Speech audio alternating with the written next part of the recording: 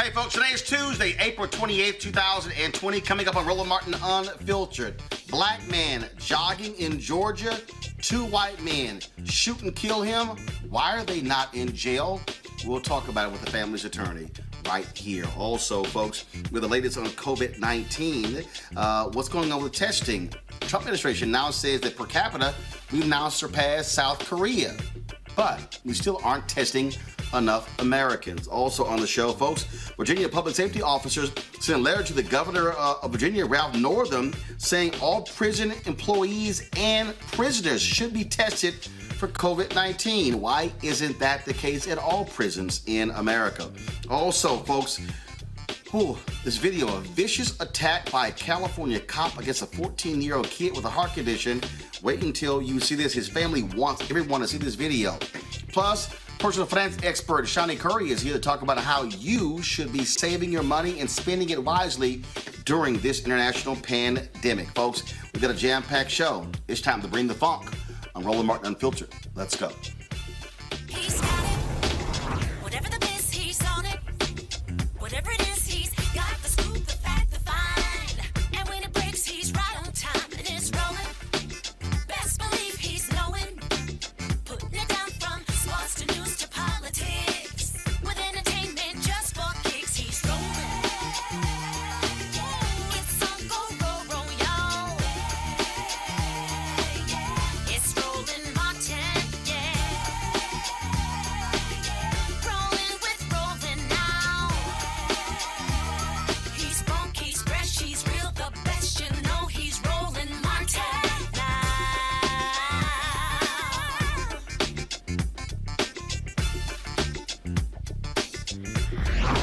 Martin. Folks, 25-year-old Ahmaud Arbery jogging in Brunswick, Georgia on Sunday when he passed a man who was standing in his front yard. That man tells cops later that he looked like somebody who was involved in a string of break-ins in the neighborhood. Now, according to police, Gregory McMichael grabbed his gun and his son, Travis McMichael, hopped into their truck to chase down this brother. They ended up shooting and killing him. But why aren't they in jail? How is it self-defense when the brother is jogging, minding his own business? Joining us right now is Lee Merritt. He is attorney for the family of the man who was shot and killed, Ahmaud Arbery. Lee, glad to have you back on Roland Martin Unfiltered. So, how are these two not arrested for murder? Well, it's very important to note, and as you pointed out, that the shooter, the father of the shooter, is former law enforcement. He was in the district attorney's office for that county for the last 2 decades, and before that, he was a police officer. And so the district attorney, who will be responsible for the indictment, backed out of it almost immediately because he had a personal relationship with it. It transferred this case over to the next jurisdiction, and that DA backed himself out of it as well. They had to transfer it a 3rd time. It is now with the DA for Liberty County in South Georgia. We are encouraging everyone to call Liberty County, where it's been for the past 2 months, and encourage them to start an investigation. Because when we called the GBI, they had not been called to investigate this case yet. Now, this happened, first of all, I said at the top, I said Sunday. It did not happen Sunday. First of all, the date was February 23rd when this actually happened. The father and the son grabbed a .357 as well as a shotgun, followed. They pull up to him while he's jogging, shout, "Stop, we want to talk to you." First of all, Arbery doesn't know who the hell these guys are. Why these 2 white guys is they were asking him to stop? Under what authority did they have to even demand that he stop and talk to them? Roland, I have to tell you, I believe that they were actually acting under police authority, both as being former law enforcement, and because police, I'm told by witnesses, were on the scene within seconds. And so that means law enforcement had already been contacted, and there was likely some sort of communication between this police officer for 2 decades and law enforcement who arrived to the scene prior to the shooting. Now, this is according, I'm reading a piece from the New York Times. According to documents obtained by the New York Times, a prosecutor who had the case for a few weeks told the police that the pursuers had acted within the scope of Georgia's citizens arrest statute and that Travis McMichael, who held the shotgun, had acted out of self-defense. First of all, let's just reset this. I'm sorry, go ahead. I was going to say that was nothing more than opinion by a friend of the shooter, right? And so this was not a legal opinion. Any attorney, even with, and I've spoken to the attorneys both in the state of Georgia and other people who have just looked at federal law, because that law in the first place needs to be challenged on its face, because the idea may be race neutral, but in places like South Georgia, that is giving white vigilantes a green light to go hunt down black people. That's how that law works out. So that law needs to be challenged on its face. But even under the law, it fails to meet the proper standards. He did not conduct himself as a person who was apprehending a suspect. He conducted himself as a person going out hunting for a black man. Well, here's what's interesting. Again, I'm reading the New York Times piece, but others contend that Mr. Arbery was up to no good. On the day of the shooting, and apparently moments before the chase, a neighbor in Satilla Shores, where he was running, called 911, telling the dispatcher that a black man in a white T-shirt was inside a house that was under construction and only partially closed in. And he's running right now, the man told the dispatcher, there he goes right now. Then it says, in his letter to the police, Mr. Barnhill, the prosecutor, noted that Mr. Arbery had a criminal past. He was convicted of shoplifting and of violating probation in 2018. 5 years earlier, he was indicted on charges that he took a handgun to a high school basketball game. Okay, but here's the problem here. There is nothing to indicate he was robbing a place. Nothing. And so how can you make a citizen's arrest and the only thing that you have in the case is this black guy jogging? Right. Even the so-called dwelling that they were qualifying, you cannot burglarize a dwelling with no doors. That's impossible. And so this dwelling that he allegedly was seen in, or someone with some black person with a white T-shirt was seen in, was a dwelling without any windows or doors. You can't burglarize that under the legal definition.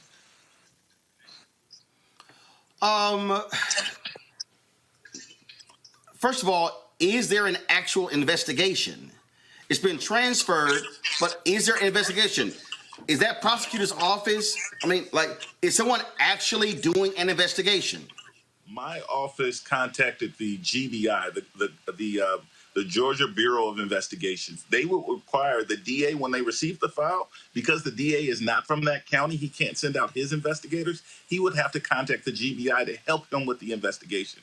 When I spoke with the GBI earlier today, they said they had not received a phone call from the district attorney over the case. Okay, so you're representing the family. Has this prosecutor even talked to the family and given them an update of what's going on? The family was told that they received the file 2 months ago, and they have not heard from them since. We contacted the district attorney's office today. My office has been calling nonstop. They have refused to answer our calls. We sent out a certified letter today to put them on notice that this victim's family needs to liaison with them, which is what they're required to do under the law.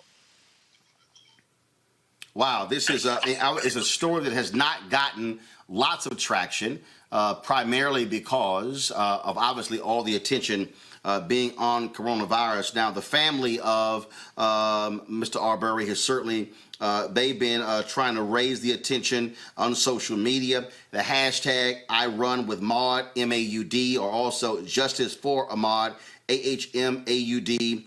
They printed up T-shirts, things along those lines as well. And so, I mean, this is just stunning that 2 months have gone by and you do not have what should be a real investigation taking place. This black man is dead, 25 years old. These two folks are walking around free. And so what? I mean, are they saying that in Georgia, you get to basically accost anybody who's black, regardless of what they're doing? Yeah.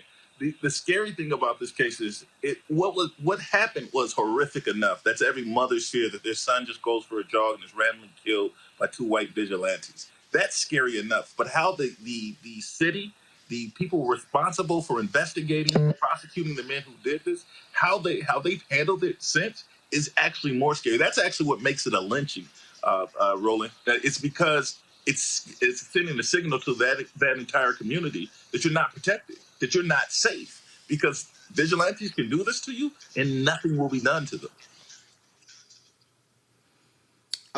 What's crazy here is that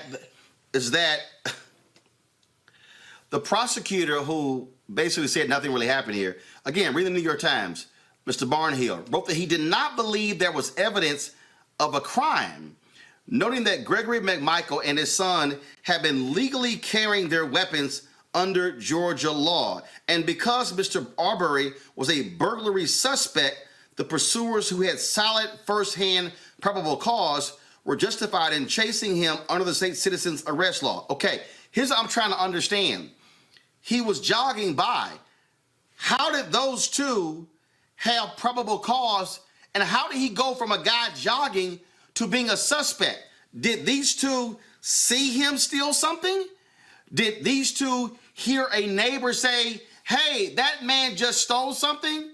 I mean, how does Barnhill arrive at these conclusions? This is my suspicion. I just got involved with this case 24 hours ago. But my guess is that that these two men were coordinating directly with law enforcement. I say that because, as I said at the top, I've spoken with witnesses who were actually present during the shooting, nearby neighbors, who said that law enforcement came in, responded within seconds of the shooting, that they were already out, essentially, or near the area of the shooting. I believe that this 30-year lawman had already been coordinated with law enforcement before he killed Ahmaud.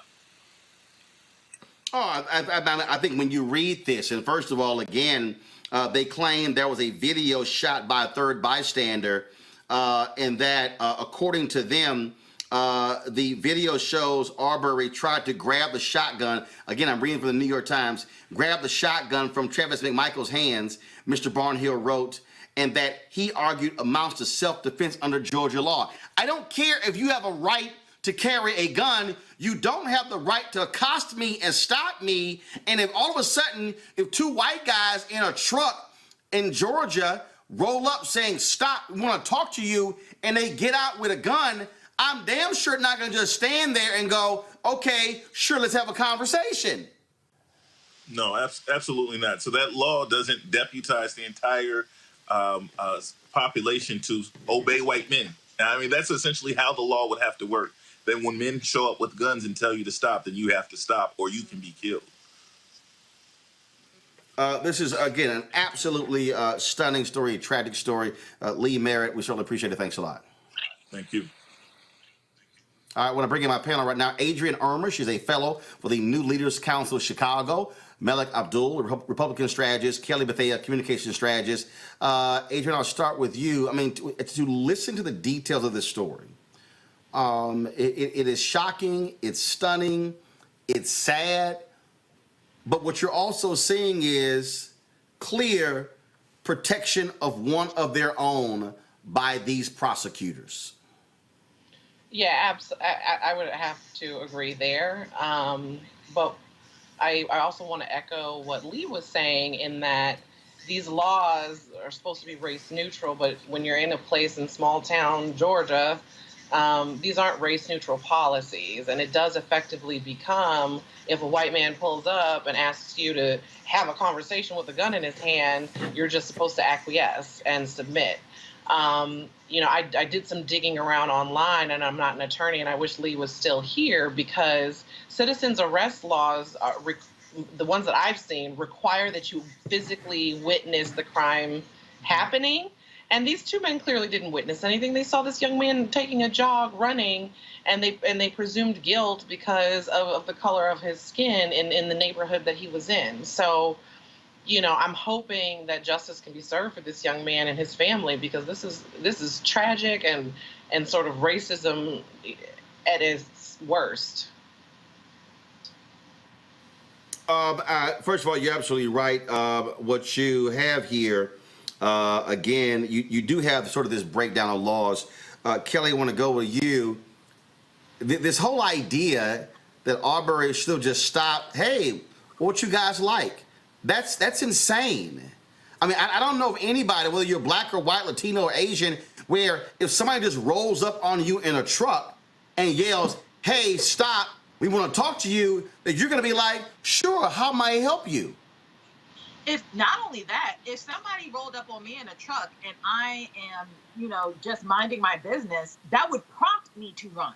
That would prompt me to get away, because just based off of history and what I was taught, how I learned to conduct myself in the world, that's a threat, especially if I don't know you. So the fact that this young man was in Georgia, minding his business for all intents and purposes, two white men in a truck rolling up on a young black man for no reason, there's nothing there that purports that these men knew what was happening.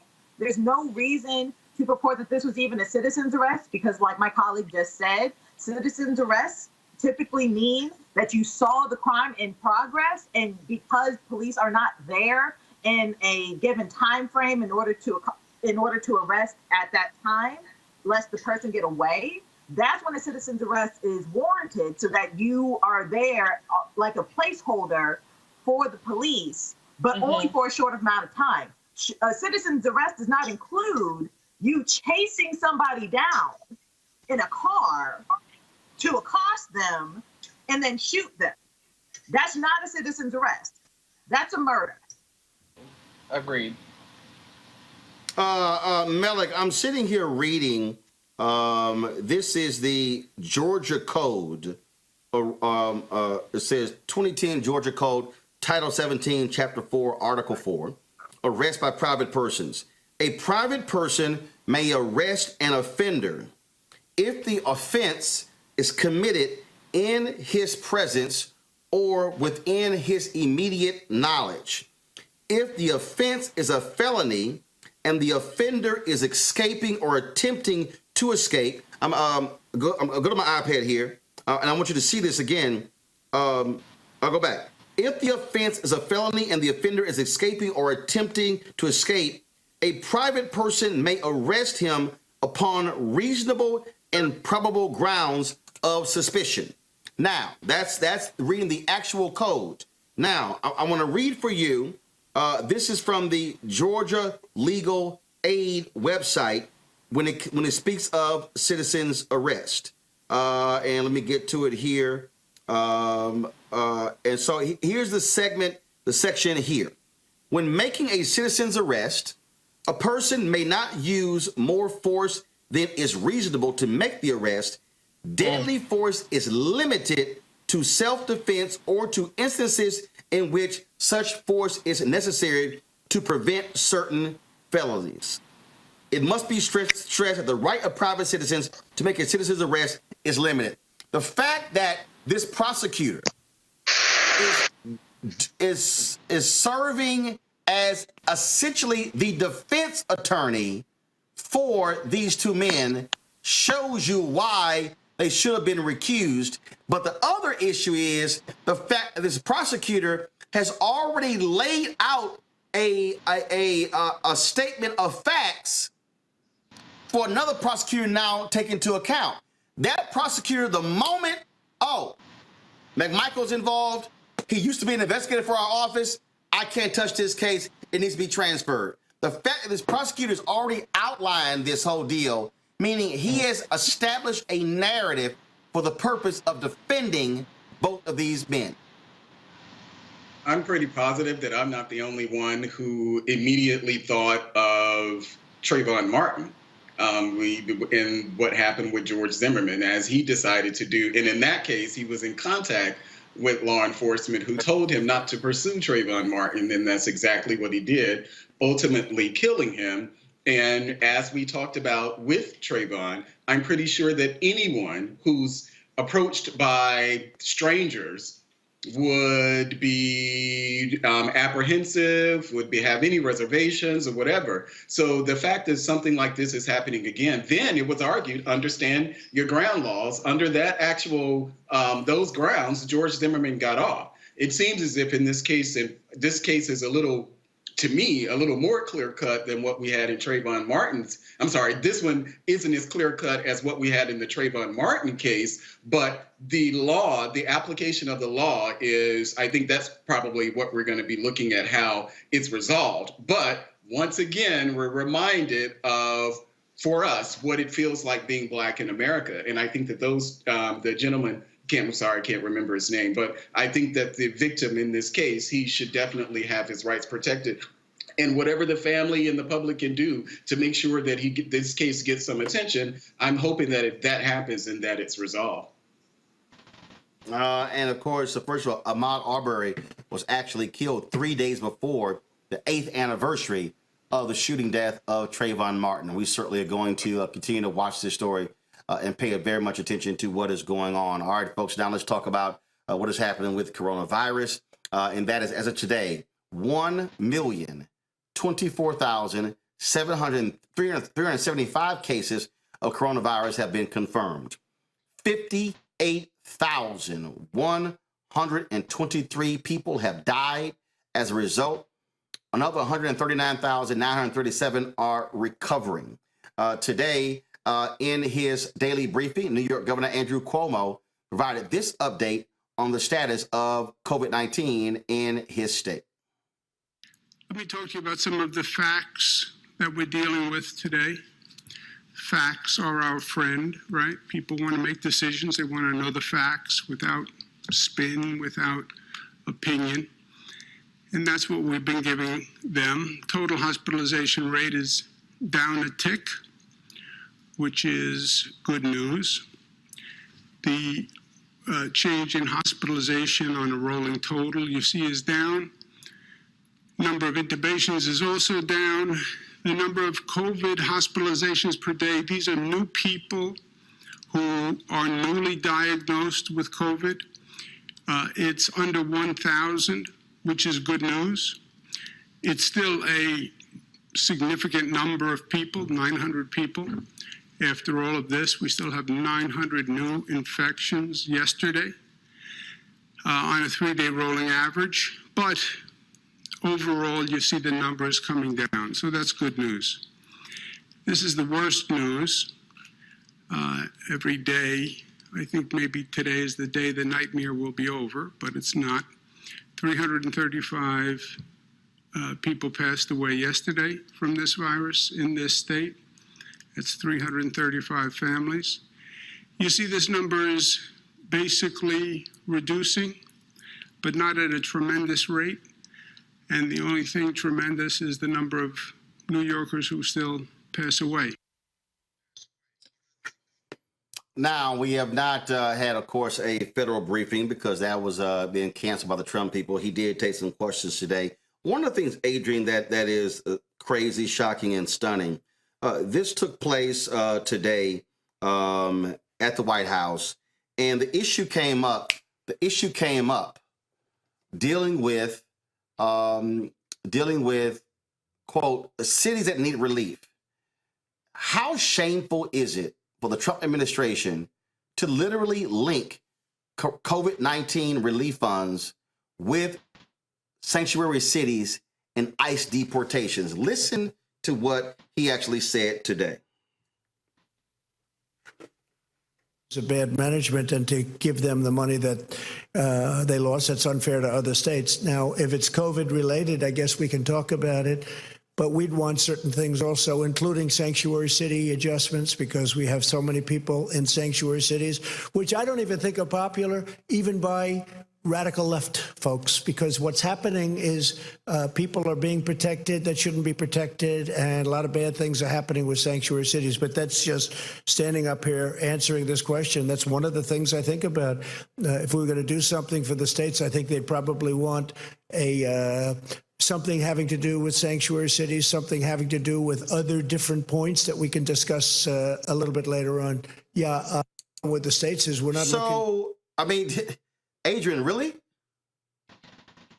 He's such a pig. I mean, I think it's reprehensible for the person occupying the White House, who some, willingly and willfully call president. I can't bring myself to say it in this time right now, that he would withhold funds to help actual American citizens because that particular jurisdiction treats all people with the humanity that they deserve, right? In a country that says, "Bring us your poor, your huddled masses, and you're weak and you're scared," right? I can't. It literally makes me sick to my stomach to see him leverage funds, critical funds, life-saving funds, livelihood-saving funds, to make political asks for his own xenophobic agenda. It's sickening, honestly. And, especially when we're talking about a community that by and large contributes great amounts of money into our economy. I mean, immigrant peoples and undocumented peoples, they pay taxes on the wages that they earn in this country. Tax money that should be coming back into these communities that desperately need it in this public health crisis. It boggles my mind. But then again, this is the person that we're dealing with, where he constantly finds ways to lower the bar and embarrass the tenets on which this country is founded. Melik, really, what the hell does COVID-19 relief have to do with ICE deportations? And how is that all of a sudden a condition for cities to get relief? Saying, if in order for us to grant you COVID-19 relief, you're going to have to allow ICE to deport anybody who they want to. Really? It seems as if, and I don't know what happened before the clip, but it seems as if that the president himself I'm pretty sure that this is another instance of the president speaking out loud in ways that he shouldn't. I doubt very seriously that any relief funding is tied to however the president feels about sanctuary city, or whatever the Republican position is, conservative position is on sanctuary cities. I doubt that's something that ultimately ends up in any piece of legislation. So I imagine this is something of what the president is thinking out loud. But there are other things that the president. But Melik, here's the deal, though. Let's just be honest here.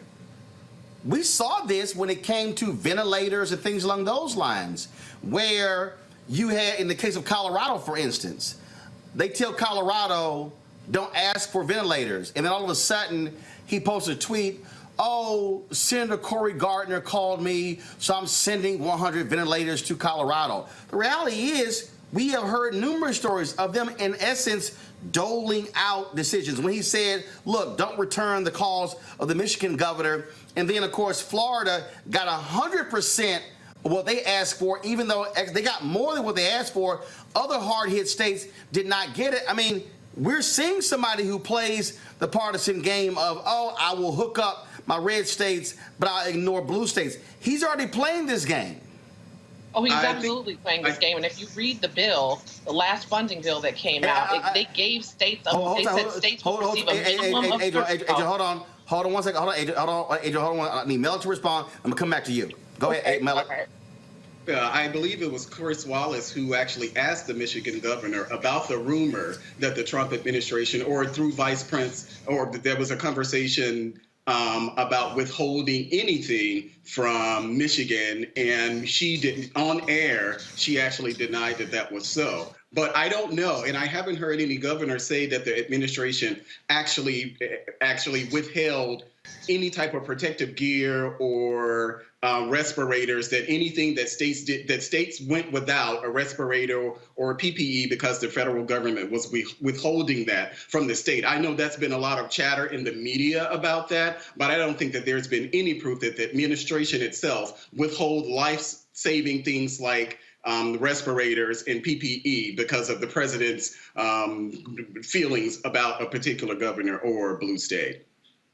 See, but then what he actually does, what he actually does, and how the bills are written, is that they guarantee a minimum number of dollars per state, but then they leave in this big window for him or for his administration to dole out funding based on whether or not he agrees with the particular person in charge and with the agenda in that particular state.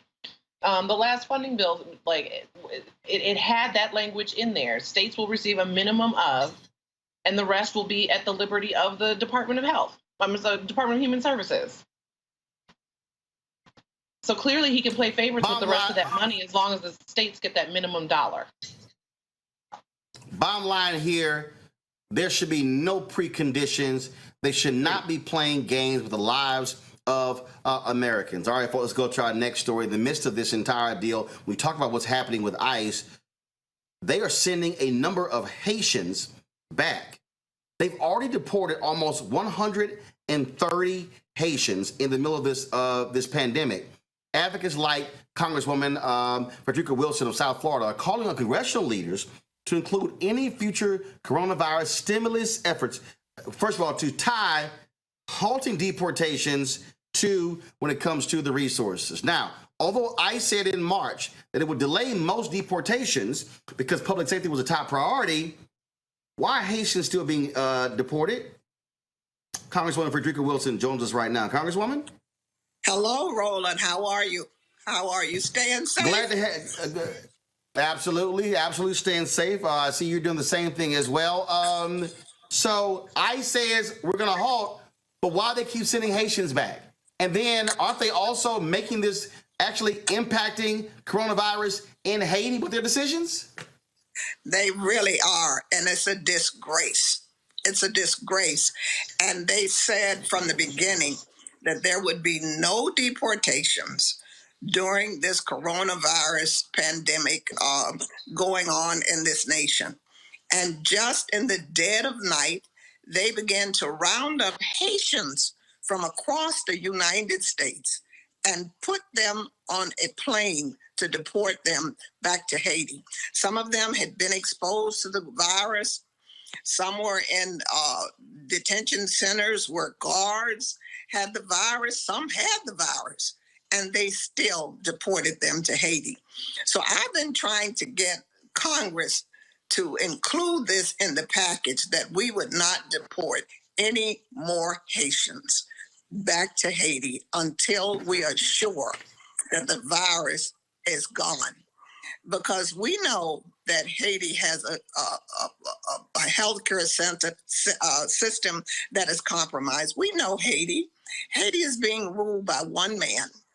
And so we have to be sure what happens in Haiti is right, because what happens in Haiti definitely impacts the United States of America. And we have been dealing with Haiti for many years. So I'm trying to do two things. First of all, I'm trying to get a bill into the package, and I'm also trying to shame the president of Haiti, because you cannot deport anyone unless the president accepts you and the president gives you the red carpet to roll it out and send me these deportees. So if he says Haiti is not ready, Haiti cannot take any repatriated people at this time, the United States will have to stop. Well, but the thing here is, here you have people who are sheltered in place. Folks who are trying to protect themselves and protect protecting themselves and their families, and you've got ICE running around like it's business as usual? They're going all over the country. And I've called on my mayor here to do what he can to stop the Haitians from being rounded up from Chrome Detention Center here. And he tells me that it is out of his hands because they allow them, and ICE is just running amok. They are everywhere, and they Nicaragua, they deported people, and the president put them back on the plane and sent them back to the United States. So for some reason, Mr. Trump and that racist White House are against Black immigrants. And they're doing whatever they can in the dead of night to send these people back to Haiti. And we just won't stand for it. We're not just going to be quiet about it. We're going to talk about it. We're going to do what we can to get them to stop, because we're in the heart of a pandemic. Everyone is supposed to be sheltering in place, staying at home. So why isn't ICE sheltering in place? Why are they going to detention centers? And mind you, these are not criminals. These are not detainees that have committed any crimes. These are people who just want the right to become citizens.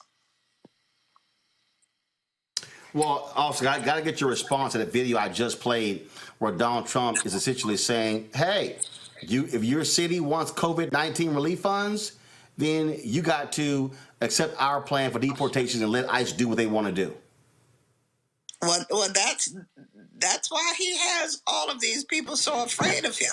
That's why we have to try to put this in some sort of legal fashion by putting it in the COVID-2 bill. And that's what we're fighting for. We have over 100 co-sponsors. Everyone is just up in arms because they disagree. And they think that this is a disgrace. It's a shame. These people are being put at risk. Haiti is being put at risk. And you know Haiti can't even afford to wrestle with the pandemic, with all of the problems and issues that they have been going through without having even a legal government right now running the country. So and Mr. Trump knows this. He knows all about Haiti. We know that he knows about Haiti. He is in Haiti often. All right, then. Congresswoman Frederica Wilson, we surely appreciate it. Thank you so very much. Thank you, Roland. Keep up the good work.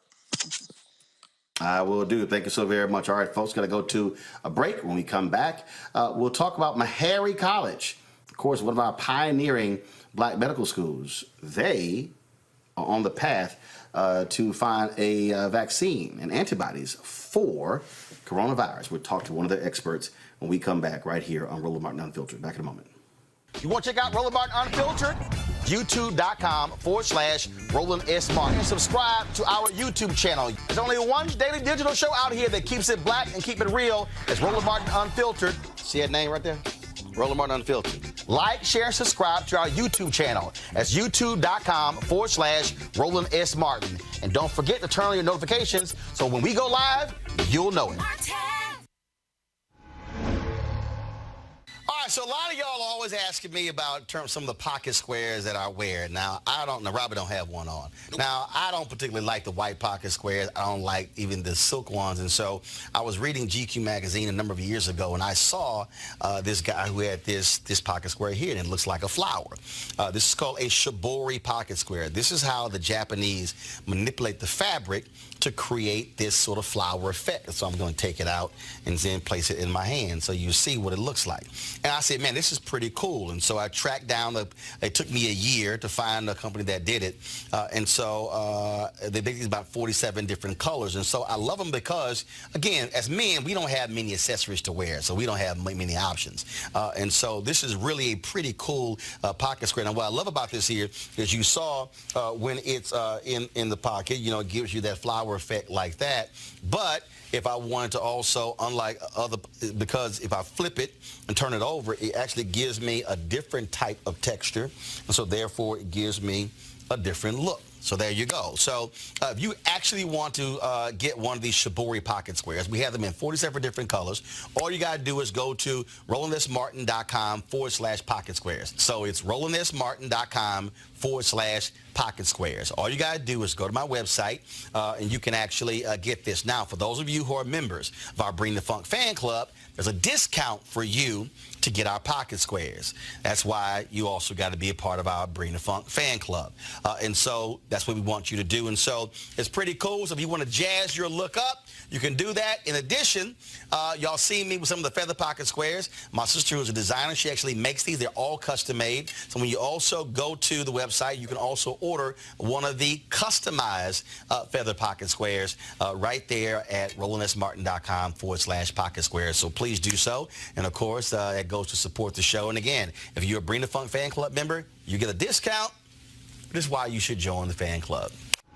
You want to support Roland Martin Unfiltered? Be sure to join our Bring the Funk fan club. Every dollar that you give to us supports our daily digital show. There's only one daily digital show out here that keeps it black and keep it real as Roland Martin Unfiltered. Support the Roland Martin Unfiltered daily digital show by going to RolandMartinUnfiltered.com. Our goal is to get 20,000 of our fans contributing $50 each for the whole year. You can make this possible. RolandMartinUnfiltered.com. All right, folks, while there's an effort to find a vaccine for coronavirus, what about an antiviral drug to stop the virus? Joining us right now is Dr. Donald Alcindor, Associate Professor of Microbiology and Immunology. Okay, so we're going to pull the doctor up in a second. Let me know, of course, when my panel is back. Are they all there as well?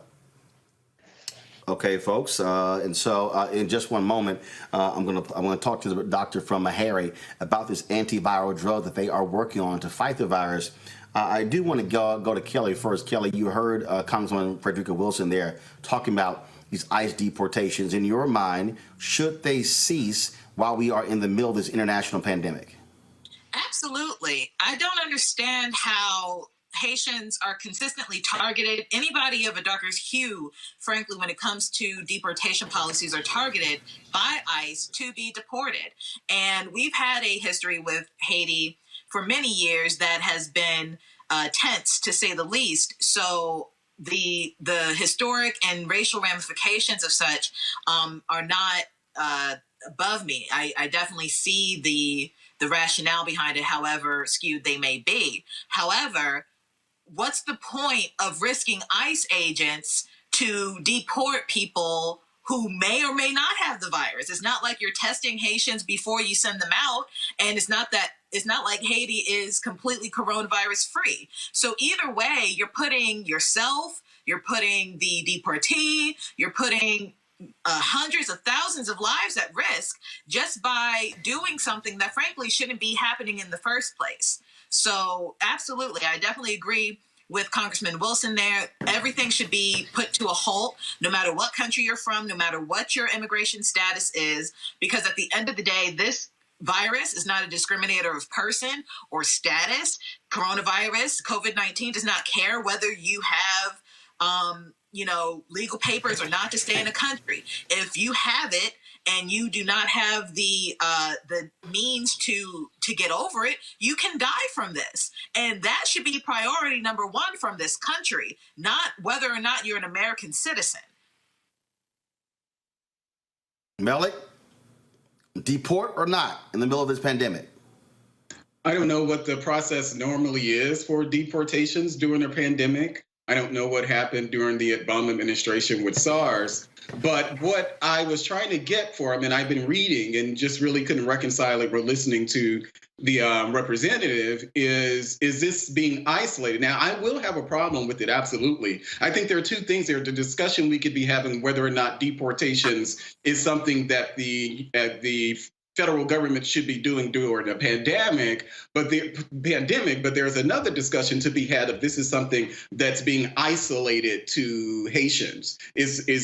Are other deportations happening to Mexico or any other place around the world? If this is something that's specific to Haitians, then we really need to be raising the roof, because it's clear that that would be some sort of discrimination against Haitians as opposed to any other group. So I think it's something that we should look into and definitely be concerned about. But to repeat, I just don't know if this is something that's limited to Haitians. But overall, if we're continuing deportations as we normally have, then that's a discussion that we can have.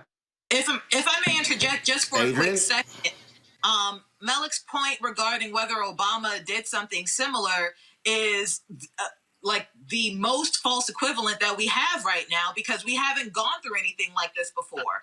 SARS was not of this magnitude. Ebola was not of this magnitude. So you could go on with business as usual during those times in our history where we did have to deal with some sort of epidemic. But this is not only is this global pandemic, but there are people dying by the thousands every single day. So to draw parallels with Obama and Trump, that's just not going to cut in this case. I understand your point as to, trying to refer to history with this, but there's nothing to refer to short of the Spanish flu over 100 years ago. So if you want to talk about, what the president of that time did in regards to deportations and what presidents and policies did in order to, maintain American citizenship and the like, parallels between what Trump's doing with Haiti and other countries and deportations and Obama, that's just a false equivalent. I was going to say the exact same thing. Yeah, I'm not exactly sure. I'm not exactly sure if we had ICE in 1918. So that's my point. Yeah. Okay. Well, I'm not sure if we had ICE back then, but you did say and you acknowledged that we have to look at history, that we don't know what happened in the past. There have been only so few pandemics that we've had. Back at history, but my point is looking back at history. Kelly, if I could just finish your point, if I could just finish my point, there have been so few pandemics, so we only have to use as a gauge what's happened during those pandemics. The most recent pandemics that we've had have happened to be during the Obama administration, not as severe as the one that we have. That's not really precedent. That's what I'm saying. Yeah. It's not really precedent, comparatively speaking. If you're going to try and use precedent, you need to draw a parallel that is at the very pandemic.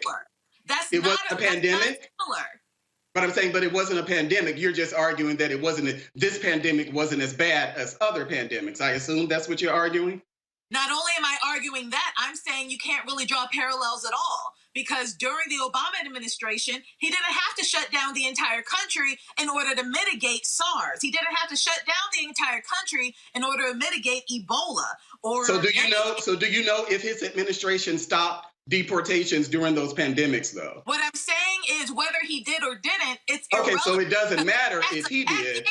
Okay, so it doesn't matter. Parallels to what's going on right now. Okay, so it doesn't matter if Obama didn't stop deportations. So office. Okay. I got it. Here's the deal. Okay, I got it. Adrian, real quick. Then I'm going to go on to my next guest. Sure.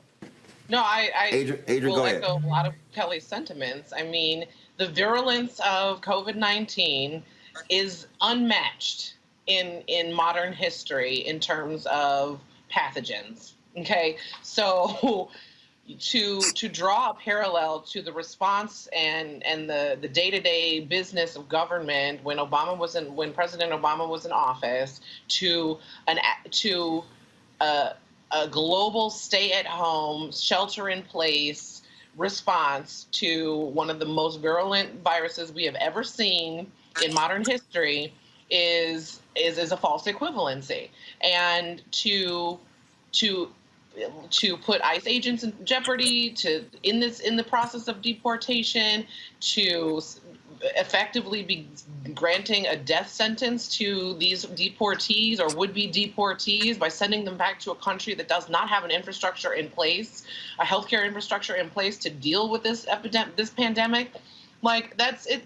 Again, this is morally reprehensible. This is another example of this administration's xenophobia and extreme racism, where if you don't have citizenship and you have melanin in your skin, we will treat you like less than human.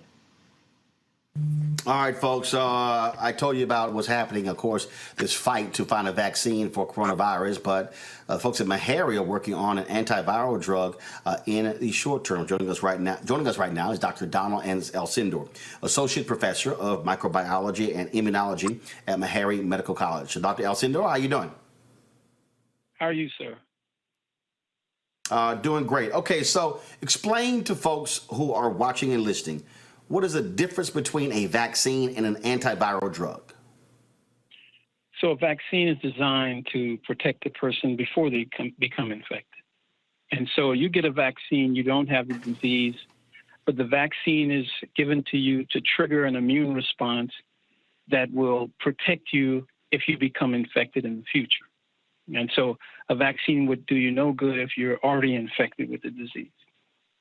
And so an antiviral is not to replace a vaccine, but it would be in support of a vaccine, meaning that for those individuals that are infected right now, an antiviral would be useful in that patient as opposed to a vaccine. An antiviral would be less difficult to make. The one we're making takes us only 2 weeks to generate. However, the testing would be similar to a vaccine in terms of going through all the hurdles required for it to achieve FDA approval and go on. But we can make an antiviral relatively quickly, the one that I've designed. Okay, so explain to folks the one that you designed and how has it been working? So what I've designed basically is an antiviral that is specific as opposed to something being non-specific. So when something is specific, it will go after that particular pathogen and no other. And so it's specific in a sense where it targets the genome of the virus. And the genome of the virus is a piece of RNA that the virus releases into an infected cell that allows the virus to reproduce itself. So the idea is that to come up with an antiviral that will directly impact virus replication, in my mind, is an ideal strategy. And so as soon as the virus is in the cell, the antiviral is sitting there waiting. And when the RNA from the virus, as it goes through an uncoding process, is released, the antiviral impacts the RNA molecule and prevents any other proteins from being made. And if you're able to achieve that in the cell, then you're able to achieve a complete shutdown of virus replication. So when you shut down virus replication, you reduce the amount of virus in the system. If you reduce the amount of virus in the system, you're able to do a lot of things in terms of basically start to reduce the kind of pathology associated with the infection. And in this case, the inflammation that is caused by this virus as part of the course of infection would be reduced. And if you're able to reduce the amount of virus there, what we call virus load, then you would expect to see an amelioration of the kind of pathology and maybe even the symptoms and the disease itself. And of course, cutting virus down substantially in a living system with an antiviral, the possibility of allowing some type of repair of those tissues that have been damaged could lead to a person being able to clear the virus on their own. In a sense, the potential to recover quickly on their own. And the idea is to prevent them from going through the issues that go along with being on a ventilator and ICU and so forth. So with that, how far away are we? I mean, we're hearing reports that we may not have a vaccine until 2021 or even 2022. When it comes to this antiviral, how soon are we away for this to be widely disseminated across the country? So I want to provide a little information here. So when we look at vaccines in general, looking at the past, there are some professionals that look at vaccines and how they've developed over the years. And the average time for a vaccine in the past have been 12 to 15 years for them to be basically identified, brought to scale, and fully implemented in the population. And remember, this vaccine would have to be global. The idea of probably filling as much as 7 billion doses. And again, nobody knows if you have to go through a boost for a vaccine like this. And so the idea is that our antiviral strategy is something to try and do something a little bit quicker here, First of all, it can be made a lot easier. A vaccine, when you give it to a person, it takes time for the vaccine to generate the kind of immune response that can be protective. I should also say that no vaccine is guaranteed to protect you from infection. And there's evidence that suggests that people that get coronavirus infections in the past often will get those infections again, which suggests that the immunity that's derived from prior infections to coronaviruses may not be fully protected. That would suggest that a vaccine may not be fully protective as well. And so this is all speculation, and we will know when it's done. Now, where are we with our antiviral strategy? So the antiviral has been made. We are in the process of working with our collaborators. And first, when an antiviral is made or any drug, you have to get disclosures protection, meaning that our patent application was filed yesterday. We're in the process of making contact with our collaborators. This antiviral will be tested in a petri dish first. And so imagine, if you will, we take lung epithelial cells and put them in a petri dish. We grow these lung epithelial cells in this petri dish, and we have some that are going to be treated with our reagent, our antiviral, prior to being infected, and others that will be infected straight away. And what we want to know out of that experiment is what is the level of protection that we can induce in those cells that get our antiviral compared to those cells that don't. Now, if we think about what we've done with the Zika virus, we've prepared one of these antivirals for the Zika virus. We were able to show 95% protection of those cells in culture. We expect a similar result with this because this antiviral was made using the same classical platform that we used to produce the Zika antivirus. Now, after achieving protection of cells in a petri dish, then we go to look at toxicity. The idea is that any drug has to be tested for ability to be toxic to a system, a living system. And this is done in a mouse model. You give the mouse high doses versus low doses of your reagent. No infections, just the treatment reagent, just the antiviral. And you ask the question, does this antiviral at a high dose, an abnormally high dose, cause problems in this animal? Problems with the heart, the kidney, you name it, rashes, whatever. And the idea is that if you can come out of those experiments and say that the antivirus causes minimal discomfort or disease or pathology in this animal, then you're able to go to the next step.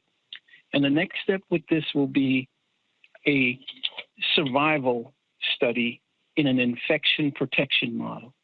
The infection protection model basically involves putting on board your antiviral in a mouse prior to being infected with the COVID-2 virus and asking another question. And that is, at what level of protection can you give these animals in terms of being able to prevent them from dying or having pathology that's associated with COVID-2 infection? And the idea is that you would want to, first of all, be able to protect them from dying. At the same time, you would want to look at the lungs of these animals and basically confirm that. And at the same time, the animals that did not receive your reagent and were given the COVID-2 virus straight away, they should have fulminant pathology. They should die quicker. And again, when you look at the histopathology of the lung and other tissues, you should have the kind of pathology that you'd see in humans as well. And that would tell you that you have a relevant animal model for doing this kind of work. And then the next phase, after you've done all of those things, then you would be looking at the possibility of developing an IND application to go to the FDA with the possibility of being approved for early phase 1 trials. And that's the strategy, and that's the process. So I'm sitting here looking at a CBS News story where they're reporting that on a possible breakthrough in work on a COVID-19 vaccine, researchers think it could be widely available in September. You buy that? Not traditionally. When you look at vaccines, there are some ways to fast track this, but ask yourself this.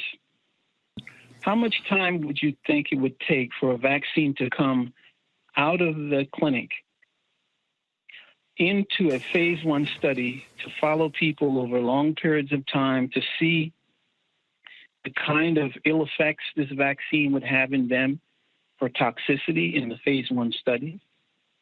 And then over time, establish enough individuals and recruit them for the phase 2 study. And at the same time, in the phase 3 study, you would be looking at this in terms of its effectiveness in COVID-19 patients in the clinic. These are all things that are very difficult to do, just talking about it. And the idea of being able to do this in a construct that would allow you to do this in a matter of a few months, to me, is an impossibility. Dr. Donald L. Sindor, Meharry Medical College. We certainly appreciate your knowledge and expertise, and this is one of the reasons why we do this show, to give Black doctors and scientists an opportunity to share their knowledge. Unfortunately, it doesn't happen too often on mainstream news, but that's why we do what we do. I appreciate it, sir. Thanks a lot.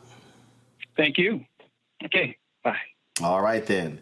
Folks, the folks in Senegal have done some amazing things when it comes to testing. I saw this story on Al Jazeera, and I wanted to share it with you guys. Naomi Campbell, she also shared this on her social media accounts. And so, really interesting story. So here's what they're doing in Senegal to test their citizens. Senegal is doing what most countries can't, testing everyone, symptoms or not, entering a health center for the novel coronavirus. It has no shortage of testing kit thanks to this lab at the Institut Pasteur. Researchers are developing a $1 quick diagnostic kit originally made to test for dengue fever. Patients drop blood or saliva onto the devices and wait for a bloodline to appear, like a pregnancy test, explains researcher Amadou Sall. There is no need for a highly equipped lab. It's a simple test that can be done anywhere. The idea is to rapidly produce 2 to 4 million kits, not just for us, but for African countries, so that we can detect and isolate patients quickly. The sick are administered a cheap anti-malarial drug called chloroquine, commonly found in sub-Saharan Africa where malaria is endemic. While the World Health Organization cautions the use of it, Dakar-born scientist Didier Raoult says it's an affordable treatment for poor African countries dealing with the outbreak. Hydroxychloroquine is clearing the virus from the respiratory system, probably making that people are no more contagious and no more sick. With only 50 ventilator machines for 16 million people, Senegalese engineers are using a 3D printing machine to produce more.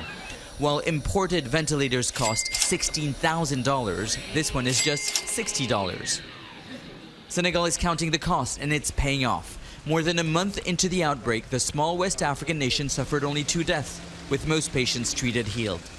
Senegal has the largest rate of recovery in patients infected with the coronavirus in Africa, the 3rd in the world, ahead of countries like the United States and France. And while it has a tiny health budget compared to those countries, it has a wealth of experience in dealing with infectious diseases and outbreaks.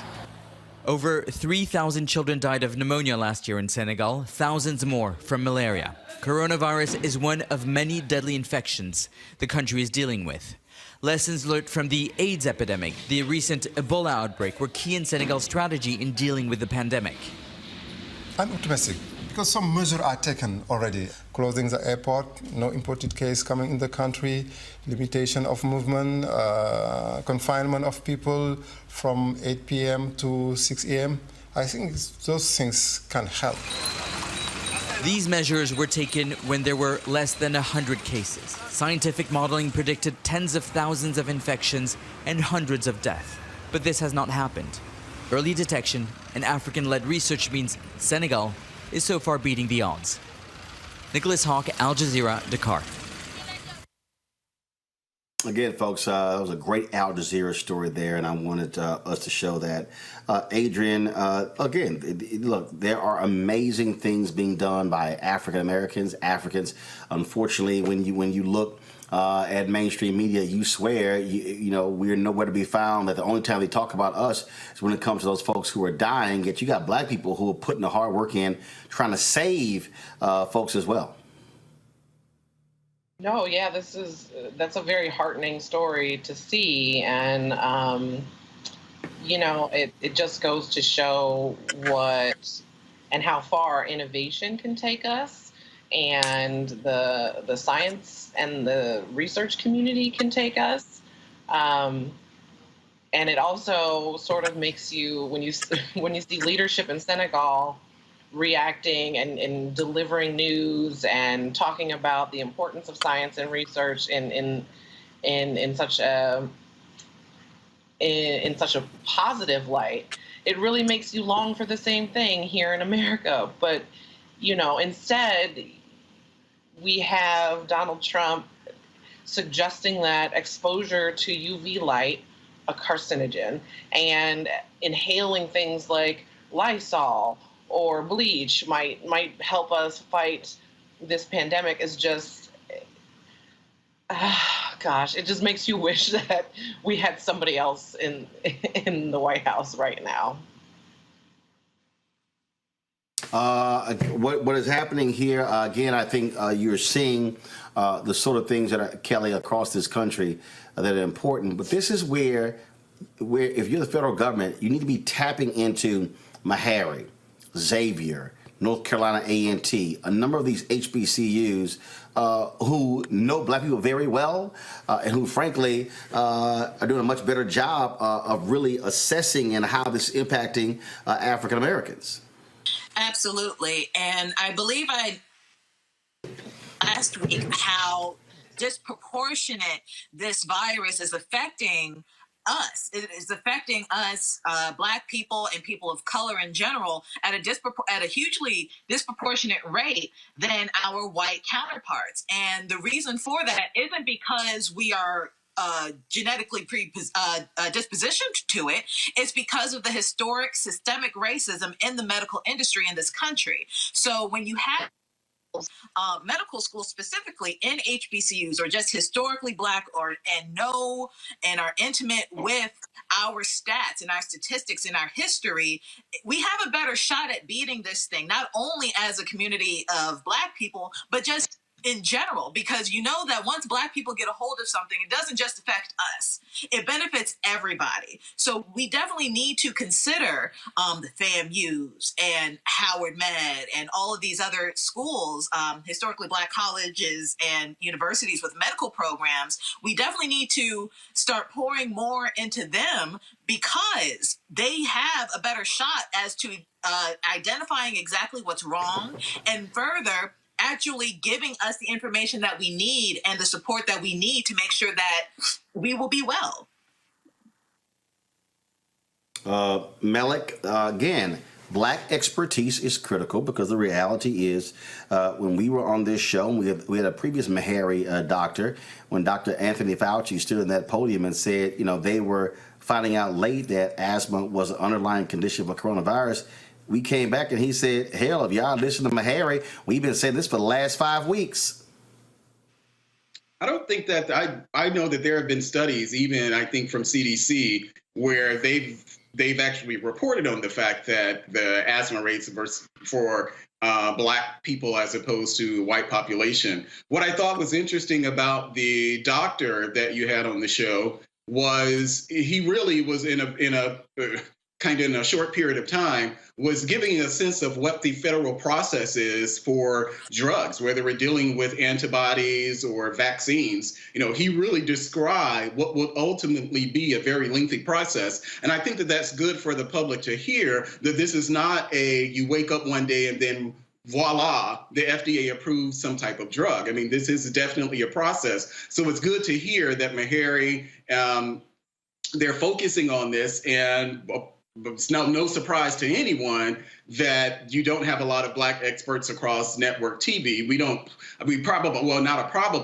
push enough for those type of things to happen to really get our experts out there. But another thing that I thought was interesting was that, ironically, in Senegal, the representative story, the Al Jazeera story, was talking about the fact that how they actually use chloroquine and how that's been successful in treat a low price option for actually treating the virus in Senegal. It's a little different than hydrochloroquine, but I just thought it was interesting that chloroquine, which is the anti-malarial drug, is something that they're using in Senegal to treat it. Again, what you said is a different drug. And so bottom line is doctors do what they do. And that's the most important thing and why it's important. All right, folks, let's talk about what's happening in our prisons. In fact, former New Orleans Mayor Ray Nagin is out of prison. Remember, he was sentenced to 10 years in prison after being found guilty on corruption charges. But due to coronavirus, he has been released 3 years early. He was supposed to get out in 2023. He is now a free man. Well, folks who are in these prisons say it's grossly unsafe. We know about in Ohio, one particular prison where more than 2/3 of all inmates got coronavirus. Others were scared to death. In Virginia, the Department of Corrections announced expanded testing for COVID-19 for inmates who are high risk, such as at Virginia's Deerfield Correctional Facility. And because of this, they want everybody tested, prisoners as well as those who are working there. Joining us right now is Donald Baylor. Donald is Virginia Director for the National Coalition of Public Safety Officers. And Donald, as I read this throughout Florida, that was just unbelievably just crazy to me, where you had inmates who were making masks for correction officers, but not for themselves. I mean, you kind of, it's sort of nuts to say you're going to give a mask to a corrections officer, but you're not going to deal with the inmates. Both are in close quarters. Well, here in Virginia, the department, they do make masks, and they circulate them to staff as well as the offenders in the prisons. That does happen here in Virginia. But what you said about Florida there, that really doesn't make sense. If you would make them for staff, you would definitely want to have the offenders wearing them, because what we understand from the information on the CDC is that the mask only protects the other person. So if you're wearing that mask and the other person is not, there's no protection, no level of protection. And so what about what you're calling for in terms of widespread testing in Virginia, all state prisoners and inmates? Again, we are asking this because, first of all, we are very much concerned. We have a lot of our membership in these agencies, in the Department of Corrections as well as juvenile justice. So we learned from the CDC that you can have an individual who may be asymptomatic. They may not experience or display any outward signs of having contracted the virus, yet they are still able to pass that on to other individuals. Now, what we are starting to notice here in the Commonwealth is that we seem to be experiencing in some of the facilities some hot spots where this virus seems to be escalating. And that's why we are calling on the both the department as well as the administration and the governor to at least concentrate on these hot spots, and we should do universal testing on all of these facilities that seem to be escalating, and the numbers that are testing positive for the virus. So we feel that should at least be the case, that we should concentrate on hotspots and then move on to other facilities, because we see that that's the only way to really know where you are, is to do a wide range of testing, both for staff and the people incarcerated there. Do you believe that your request is going to be received and accepted by the governor? Well, we are hopeful, and we already have established a dialogue with the Office of the Secretary of Public Safety and Homeland Security, and we do communicate our concerns and what we hear on the ground from the people who work in the facility. So we are very hopeful that this is going to be the case, that considering the way that the virus seems to be escalating in the facilities, that thought and concern will be directed into some positive action in getting this widespread testing done. All right, Donald Baylor, we certainly appreciate it. Thanks for joining us at Roland Martin Unfiltered. Well, thank you for inviting me. All right, then. Adrian, I want to go to you. I mean, this whole issue, what's happening in these prisons, is really important. I think what it also underscores what happens when you do not have an effective, broad-based national policy when it comes to testing. For all of the talk of this administration, of all the massive number of tests, that we still have not, according to the health experts, the scientists, we have not tested enough people in this country. Trump, you have these states who are saying Trump is pretty much, hey, you guys are on your own. Jared Kushner's out there blaming the states, saying they got to get their act together.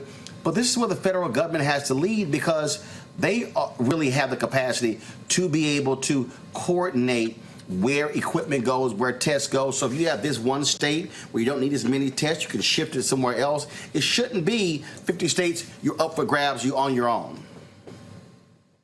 No, I agree. And what this chaos causes is price gouging and very limited tax dollars in all of these different jurisdictions that now have to be concentrated and paying an uptick or a surcharge in order to procure the things that they need around testing and treatment. You know, I'm a board member for an organization called Social Change, and what we're trying to do here in Illinois is lobby elected officials around state-run facilities, and how do we decarcerate in this crisis? What are strategies that we can use so that folks inside can properly social distance, not just the incarcerated population, but the folks who have to serve that population, the COs, the healthcare officials, et cetera.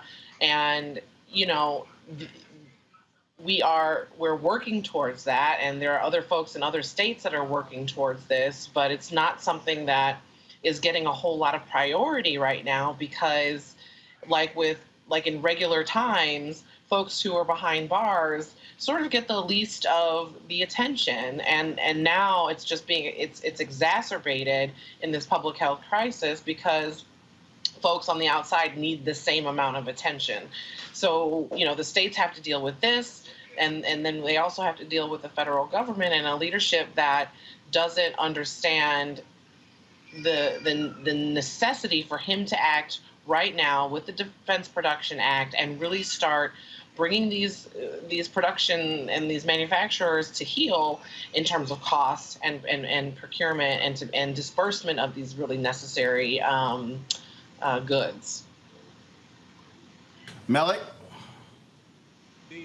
Just to point out what the administration has been focusing on, and Attorney General Barr actually in one of the press conferences, I believe a couple of press conferences, talked about what the administration is doing around things like price gouging. I think they went out of a group that was in New York who I take that back. They were dealing with not just price gouging, but also hoarding. So the administration actually has been focused on that, and the Attorney General has talked about it.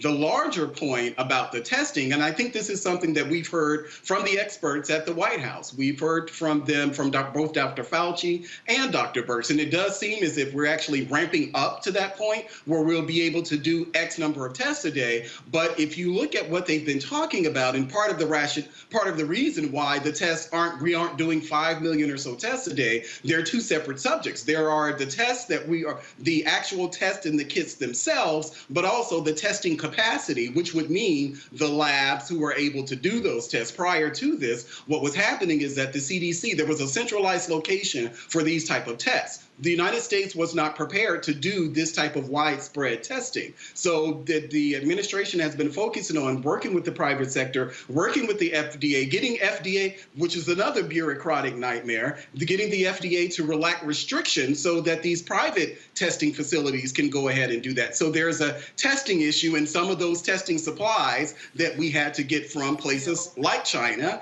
but also the testing capacity of our facilities to do those type of tests. So there are two things there, but the administration has definitely been focusing on things like price gouging and making sure that we're tackling this hoarding problem, which has really been an issue in the country. First of all, it's a little bit hard, Kelly. So the administration has been focused on price gouging when the administration has been participating in price gouging. When you have a company that's almost bankrupt in Virginia that has no history at all of making masks, all of a sudden getting a multi-million-dollar contract from the federal government. When you have this administration that went to DuPont and said, so versus you guys, shipping your stuff, the PPE overseas and being assembled, we're going to pay for those planes ourselves. And then so here, American taxpayers paying $1 million for this private charter, $1 million back, $2 million, and then DuPont turns around and sells the very same equipment that we helped them assemble quicker to the federal government. So they got to do a hell of a lot better. Bottom line on this issue I'm talking about, Kelly, again, this is what happens when your most vulnerable populations, folks who are in prisons, folks, the poor, people who are not in prison, this coronavirus is exposing the gaps in this system. And that's why we're seeing people who work at prisons, people who are in it, and their families yelling, please, dear God, do something about this. Yeah, this is the way that we have been dealing with this crisis as a whole is just absolutely atrocious. In fact, when Malik was pointing out, the bureaucratic nightmare, as he put it, a lot of the reason it's such a nightmare is because Donald Trump fired the people who actually would have been responsible for creating the infrastructure for such a time as this. And frankly, he knew ahead of time that something like this would happen, and he still fired these people. So this is a mess of his own creation. I'm not saying that he created the COVID-19 and the coronavirus, but as far as the protocols go, as far as the infrastructure goes, this is on the administration. This is on Donald Trump's head. The fact that the governor of Maryland had to employ his wife to have a connection with Korea to bring in equipment for the state. That's something that the federal government should have been doing. A state government should never be going above and beyond what the federal government is doing for its citizens. It shouldn't have to. It's nice if they do. It's great if they do, but they shouldn't have to, because our taxes aren't just going to the state, they're going to the federal government as well. And the fact that the federal government is so severely underperforming in regards to this issue. People are dying not because of state governments, but because of the infrastructure or lack thereof that the federal government has provided. And to your point regarding prisons, they are, if anything, the glaring reflection of the loopholes and the pitfalls of the lack of infrastructure that this country has when it comes to healthcare, when it comes to infrastructure, when it comes to money being spent, where it's going, all of that. So it's not just something that we have to consider on a state level. This is definitely a federal issue. The infrastructure is the lack of infrastructure, frankly, is definitely Trump's fault. And it's a shame that the least of these are going to be affected the most because of this situation. Folks, let's go to our next story. Cell phone video shows a cop in Rancho Cordova, California, pummeling a 14-year-old child in the face and body. Later found out this kid has a heart condition. because the cop accused him of smelling like marijuana. Watch this. Bro. Stop, bro. What's your password? What's your... Don't do this, bro. Stop, Josh, stop. Stop, bro. Stop, Josh, stop. Stop hitting him, bro. Just stop. Just... Okay, I'm trying to understand, Adrian, smelling like marijuana. That requires that type of force because I thought you smelled like marijuana. I can't. Like, that was so triggering for me. I have a big boy. He's 8 months old, and raising a black child in this country, especially a black male child, terrifies me because of instances like this where even as children, they're adultified and seen as a threat before they've even hit puberty. I mean, I just like... I'm at a lack of words, honestly. I mean, I hope that this officer is not only stripped of his badge, but that perhaps the family can file a civil suit and get some recompense for this clear abuse of power and police brutality. But this just goes, this is another example in a laundry list of examples of how desperately police departments need adequate training in de-escalation, in reducing racial bias, and in cultural competence. Like, I can't, especially something as benign as marijuana, where 24, now 26 states in the union have legalized it for recreational use or medical use. Like, I'm appalled. It's disgusting and terrifying. I'm going to go to my iPad, please. I'm going to read this. This is a statement, a media statement that was released. And this was on April 28th, 3:34 p.m., which basically was about 4 hours ago. The investigation is in its infancy, and the facts as we understand them now are subject to change as we conduct a more thorough and complete examination of the circumstances surrounding this incident. This took place on yesterday. The deputy was in the area due to complaints from citizens about hand-to-hand sales of alcohol, tobacco, and drugs to minors. They say it's important to put the video in context.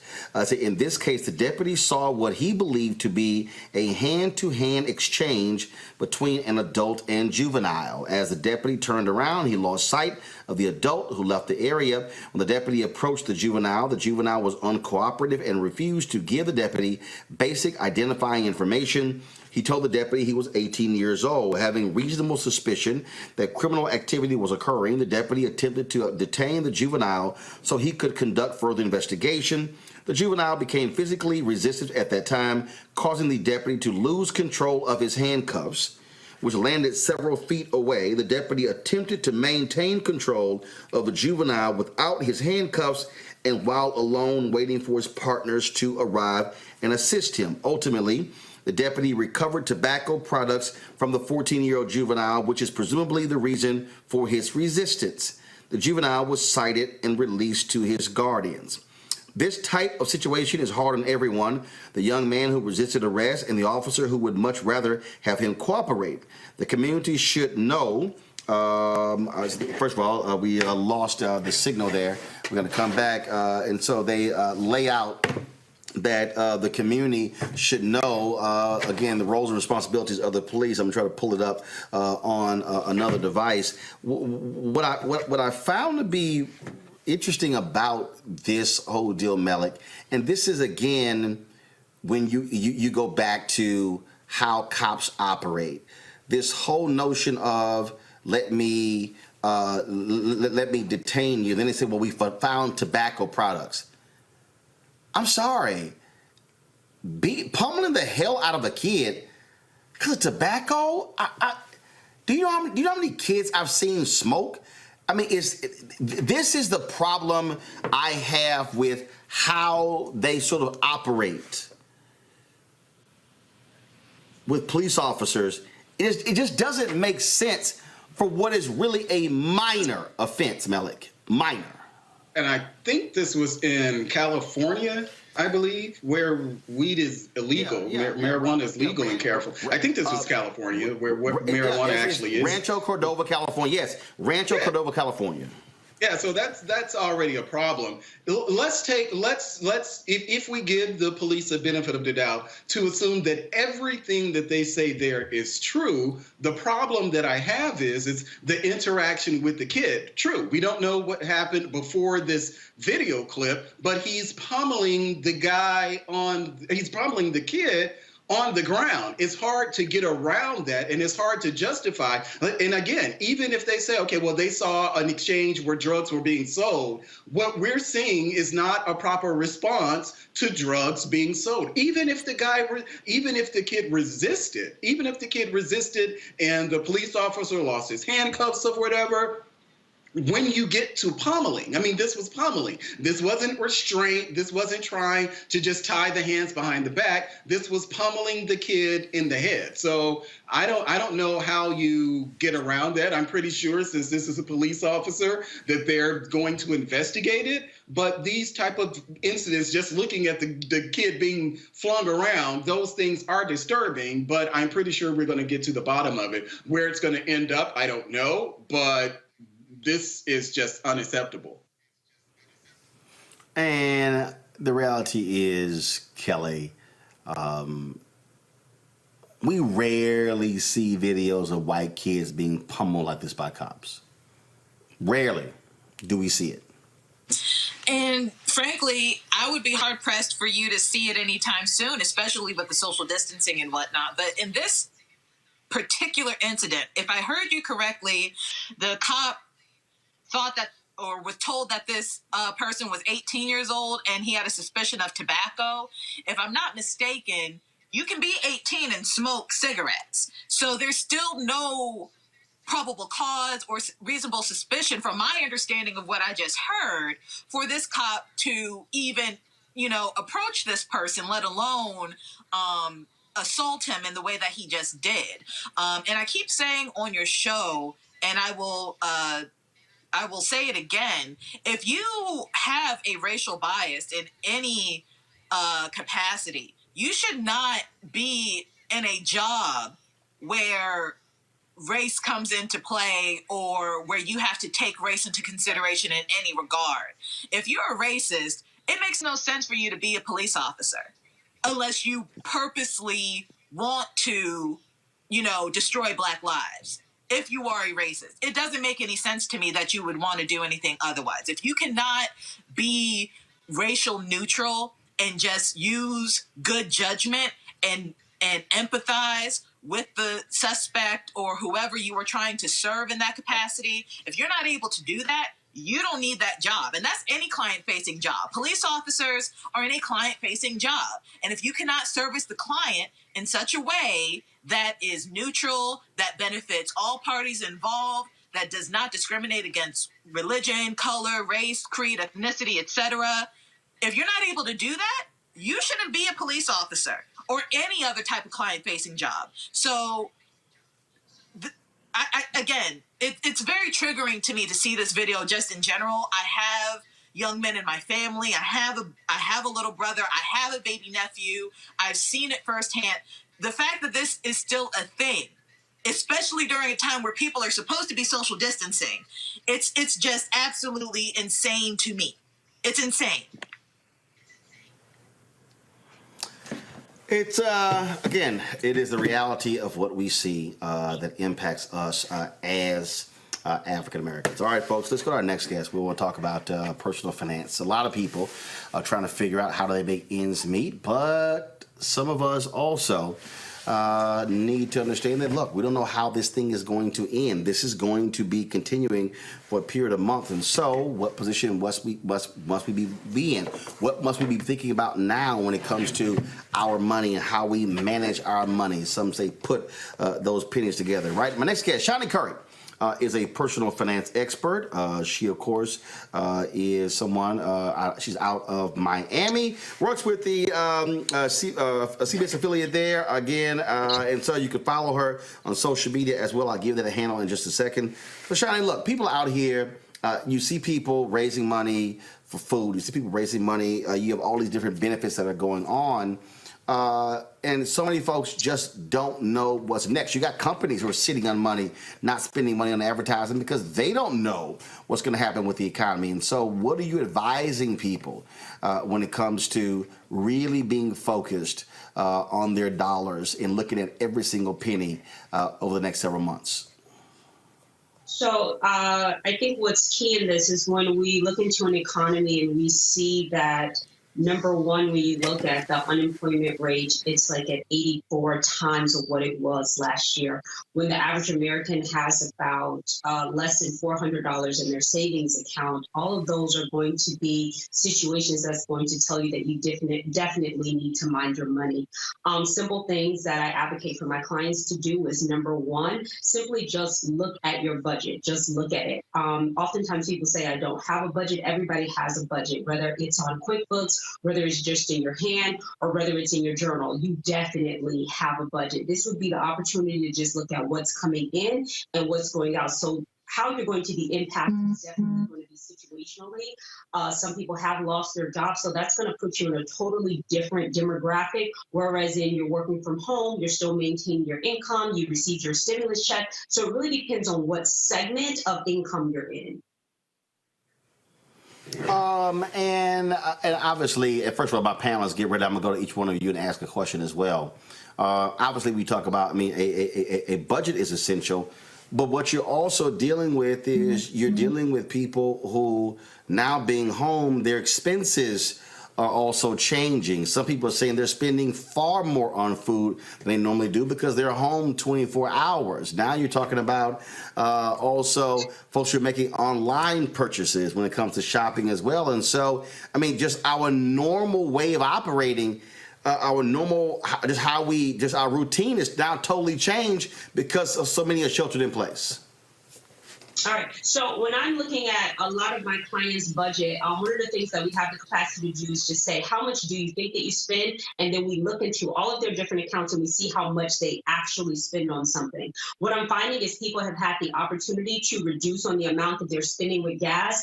People's eating out expense is reducing tremendously. So what they're losing, what they're gaining from gas and what they're gaining from not eating out, they're being able to supplement that into what they're doing for groceries. So what I'm finding specifically with my clients is that a lot of them who have decided to look at their income and they're looking at what's going out, and they look at it, they go, oh my gosh, even though I'm home, I'm doing a lot with Uber Eats, I'm doing a lot with dining out. Oh my gosh, it's actually costing me $400 or $500, and I'm going to the grocery store, so that's an additional $500. When they're able to just see those numbers in front of them, look at their habits, look at how their emotional spending, they're able to reallocate that money in a way that it makes sense. So you don't feel so bad that you're spending more on groceries because you're home and you're eating more, because you've had the opportunity to reduce the amount that you're spending on gas and the amount that you're spending on dining out. If you can really get a hold of your emotional spending. This is not the time to be on autopilot. The things where you're just saying that, if you're eating out of boredom, watch your habits. Look at what it is that you're doing, just because we really don't know how long we're going to be in this situation. And you don't want to deplete your resources on the basis of overeating or on the basis of just emotional spending, because you're on autopilot. You're accustomed to eating out.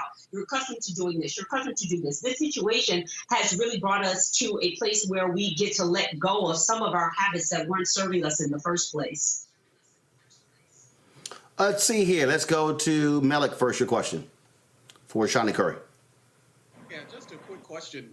Just wondering about your experience dealing with people who don't have a lot of resources, a lot of financial resources and disposable income, especially during what we're facing now with so many people being out of work. So my question is, what is your advice for those people who don't have that amount of disposable income, who may be actually dealing with an unemployment check and just trying to pay rent? Like, what is your advice for people in those type of financial situations? Okay, so if you're finding it, you're fall within that demographic of where you've actually lost all of your income and the only thing you're getting is your unemployment check, right? Obviously, right off the bat, your wastefulness is gone. My clients who are in those positions, they definitely want to get into some level of community building. This is not the time for you to just be, completely by yourself. If you're finding that you don't have enough food resources, then this looks like you need to do some community building. That's where that's coming down to.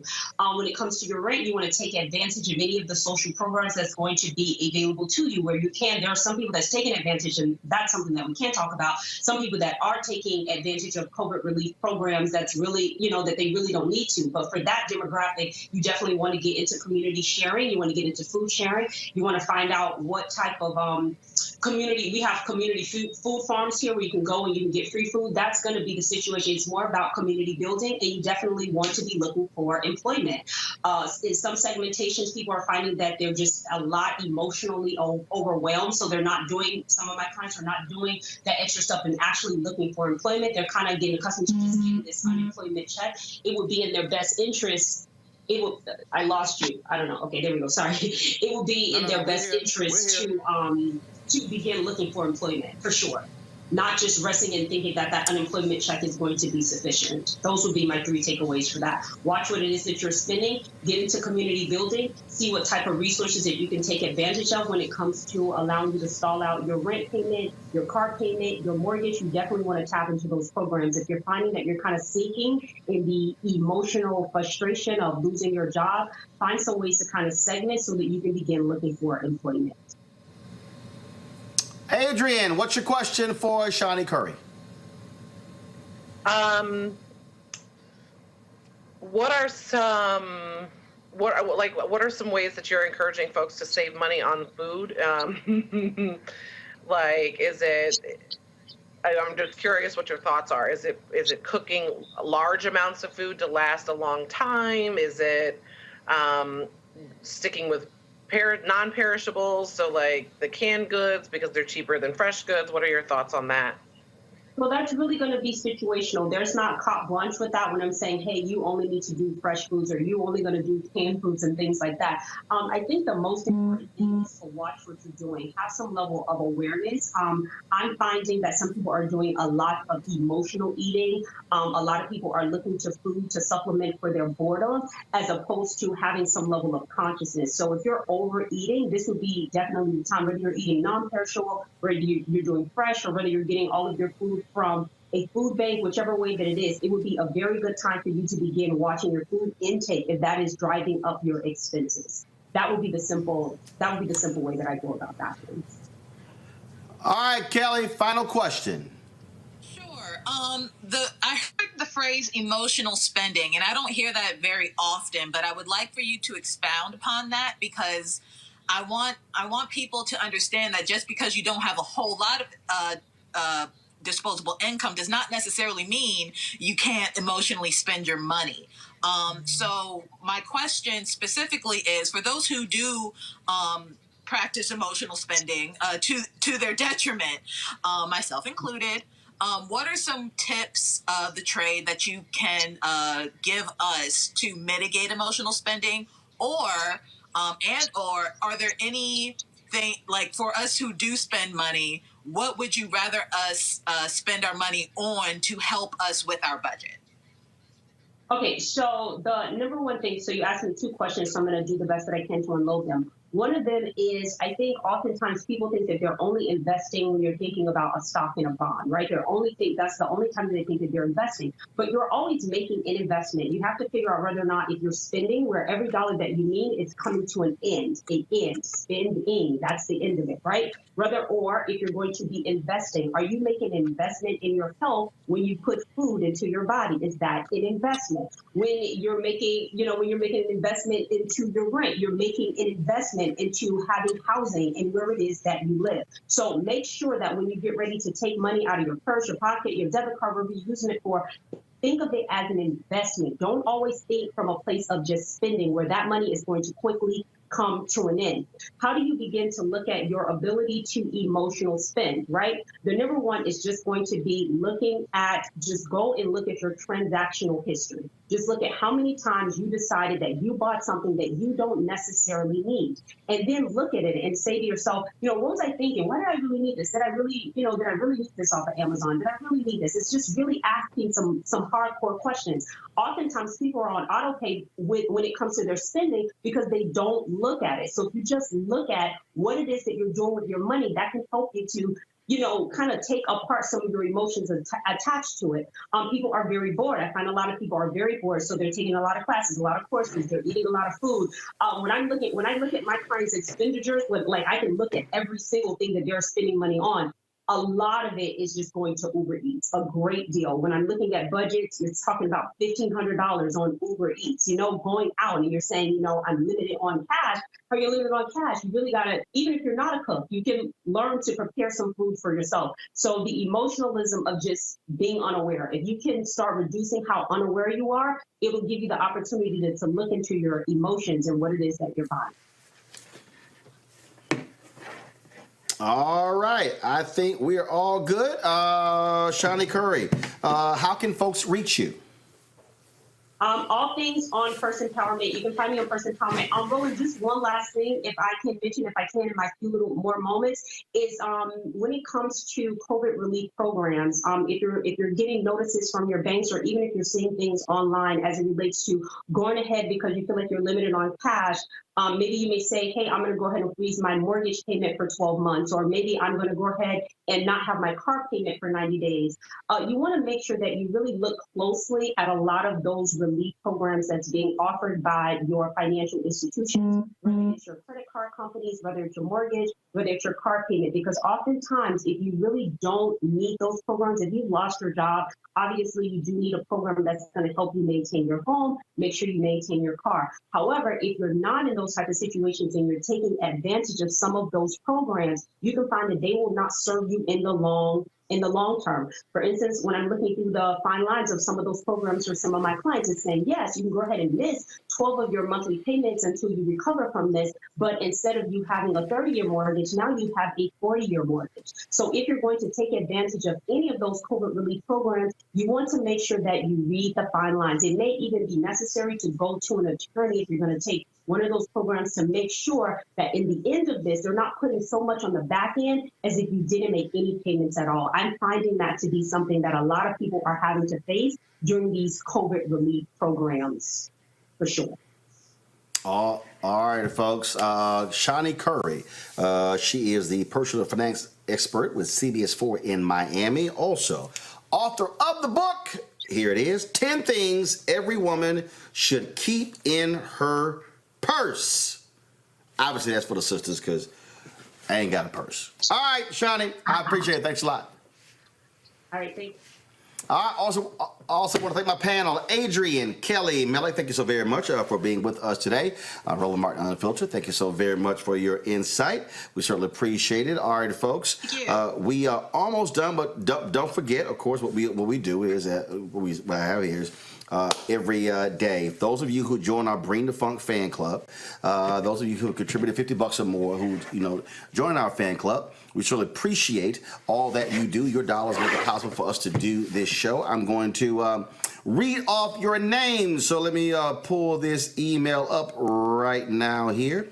And so here we go. All right. Bernita Ladd, Casey Pitts, Deborah McNair, Desiree E. Bliss, Dawn Perrion Smith, that's too funny, Dwayne Burris, Gary Jones, George Brown, Jacqueline Thomas, Karen Paris, Kim Coakley, Lamont, no last name Lamont, Lorene Hayes, Love to Praise Ministries, Monica S. Brown, Roosevelt Carey, Shalonda Davis, Taj, Thomas Lee, Tiffany Thomas, and Vonda Jackson. Don't forget, folks, if you want to support what we do, you can join our Bring the Funk fan club. Our goal is to get 20,000 of our fans to contribute $50 a year. And, of course, that's $4.19 a month, 13 cents a day. Other folks have actually given at other levels. I just got, someone, I got Sharna Washington just contributed during the show. Anthony C. Wright did as well. Also, let's see here. I just got a notice from Brother Thomas, and so I certainly appreciate that as well. And so the bottom line, folks, is we appreciate all who contribute to the show. Don't forget, you also get discounts on Pocket Squares on our books that are on RolandSMartin.com. So all of that makes it possible. If you want to join our fan club, go to RolandMartinUnfiltered.com. If you want to give me a cash app, that's $RM Unfiltered, okay? Then, of course, PayPal, paypal.me/RMartinUnfiltered. And if you want to use a credit card via Square, just simply go to RolandMartinUnfiltered.com. All right, folks, tomorrow's show, of course, Wild 'N Out Wednesday. The comedian Godfrey is going to be in the house. Cannot wait to talk to that crazy fool on the show, so looking forward to that. And we'll also stay abreast a lot of these other stories. It's all about, of course, keeping you informed as best we can, because you know how we do it. It's about being unapologetic. It's about speaking to our issues, and it's about being unfiltered. So I certainly appreciate all of that. Okay, folks, I gotta go. We got lots of things that are going on, and I will see you tomorrow right here, 6 p.m. Eastern. Roland Martin Unfiltered. Don't forget, subscribe to our YouTube channel. Also, click notifications so you turn it on. So when we go live, you know exactly when we go live. So we want you to do that. Also, we want you to share and retweet these videos. Share them with people, because we want people on Instagram, on Facebook, on Periscope, on Twitter, on Tumblr, on Snapchat, on all the platforms, TikTok, you name it, all of them, to know what we're doing, where we are, and how we are doing our best to give you the most important up-to-date information that exists. And so it's only one show that does what we do. We're the only daily digital show out here, and so that's why we're about empowering you with as much information as possible. All right, folks, I got to go. I appreciate all of you for watching. Thank you so very much.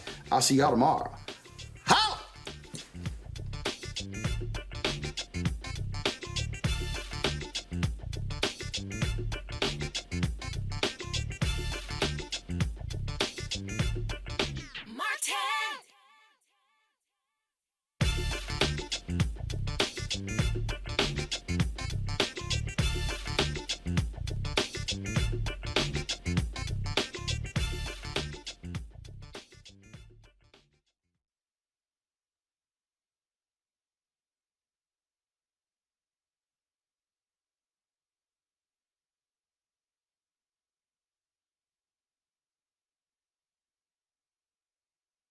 You want to check out Roland Martin Unfiltered? YouTube.com/Roland S. Martin. And subscribe to our YouTube channel. There's only one daily digital show out here that keeps it black and keep it real. It's Roland Martin Unfiltered. See that name right there? Roland Martin Unfiltered. Like, share, and subscribe to our YouTube channel. That's YouTube.com/Roland S. Martin. And don't forget to turn on your notifications so when we go live, you'll know it. Hey everybody, this is your man Fred Hammond, and you're watching Roland Martin, my man, Unfiltered. Hi, this is Essence Atkins, and you're watching Roland Martin Unfiltered. Hey yo, Peace World, what's going on? It's the Love King of R&B, Raheem Devon, and you're watching Roland Martin Unfiltered. Hi, my name is Brescia Webb, and you're watching Roland Martin Unfiltered. Ow. Well, I like a nice filter usually, but we can be unfiltered. What's going on? This is Tobias Trevelyan, and if you're ready, you are listening to and you are watching Roland Martin Unfiltered. What's up? I'm Lance Gross, and you're watching Roland Martin Unfiltered. Hi, this is Cheryl Lee Ralph, and you are watching Roland Martin Unfiltered. I mean, could it be any other way? Really? It's Roland Martin.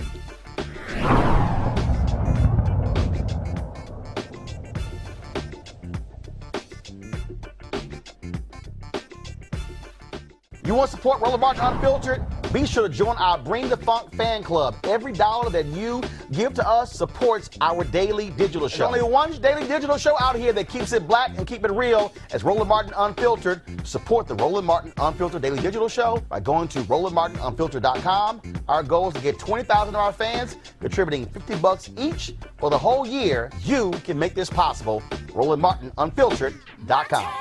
Hey fam, want to check out Roland Martin Unfiltered? The blackest show on all of digital, cable, and broadcast. Check out our audio podcast.